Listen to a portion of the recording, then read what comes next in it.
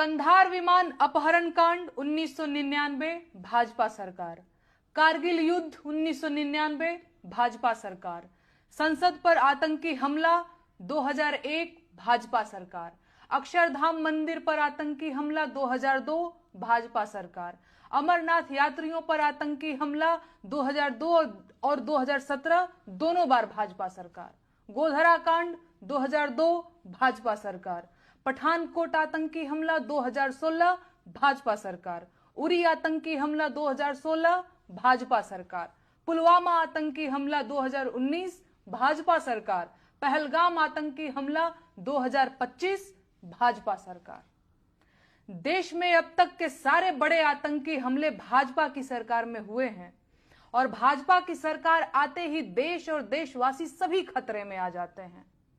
बिहार चुनाव करीब है और देश में जैसे ही चुनाव करीब आते हैं कहीं ना कहीं आतंकी हमला हो ही जाता है और युद्ध के बादल घिर जाते हैं।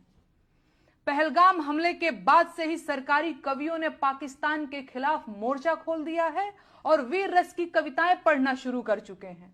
अब इन्हें पाकिस्तानियों के कटे हुए सिर चाहिए। ठीक है, तो कौन जाएगा पाकिस्तानियों के सिर काटने? ये कवि जाएंगे या भाजपा के नेता जाएंगे या अंधभक्तों के भगवान खुद पाकिस्तान जाएंगे सिर काटने? दरअसल इनमें से कोई नहीं जाएगा।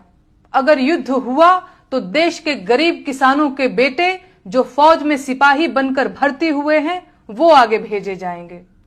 वो गरीब किसान जिनका बैंक का कर्ज अभी तक सिर पर लदा हुआ है, जिनका ट्रैक्टर जब्त करने के लिए बैंक वाले रोज द्वार पर चक्कर लगाते हैं, उनके जवान बेटों को ये भाजपाई कवि युद्ध में भेजने की मांग कर रहे हैं।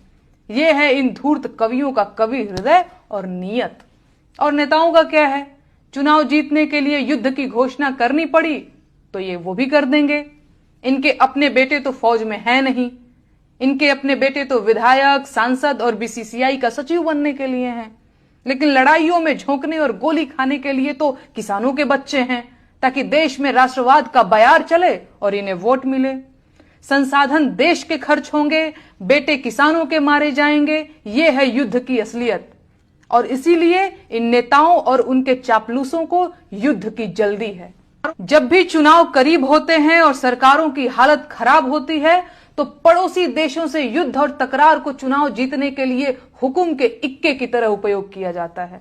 इसीलिए भाजपा के नेता और उनके चापलूस पूरी ताकत लगा रहे हैं कि किसी भी तरह से पाकिस्तान के साथ युद्ध शुरू हो जाए। लेकिन कोई माई का लाल ये नहीं पूछ रहा है कि कश्मीर जैसी संवेदनशील जगह पर 2000 पर्यटकों की सुरक्षा के लिए एक भी सुरक्षा कर्मी मौजूद क्यों नहीं था।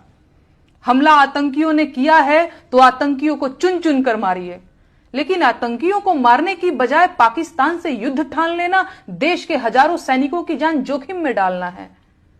जिस क्रूर आतंकी हमले को वजह बताकर पाकिस्तान से युद्ध करने की बात की जा रही है, उस आतंकी हमले में किसी भाजपा के मंत्री ने अपनी चूक क्यों नहीं मानी? देश के गृह मंत्री ने अपना इस्तीफा क्यों नहीं लिखा? और प्रधानमंत्री को हमले के तुरंत बाद आतंकियों को धमकाने के लिए बिहार में रैली करने की क्या जरूरत पड़ गई? ये सवाल मीडिया कभी नहीं पूछेगा और सरकार इन्हीं सवालों से मुंह छुपा रही है। इसीलिए अंधभक्त इन्हीं सवालों को पूछने पर मुझे धमकियां और गालियां दे रहे हैं, लेकिन मैं ये सवाल पूछूंगी, पूछती रहूंगी, क्योंकि मैं अपने देश को युद्ध की आग में नहीं झोंकने दे सकती। ये देश आपका अपना है, इसे युद्ध से बचाइए।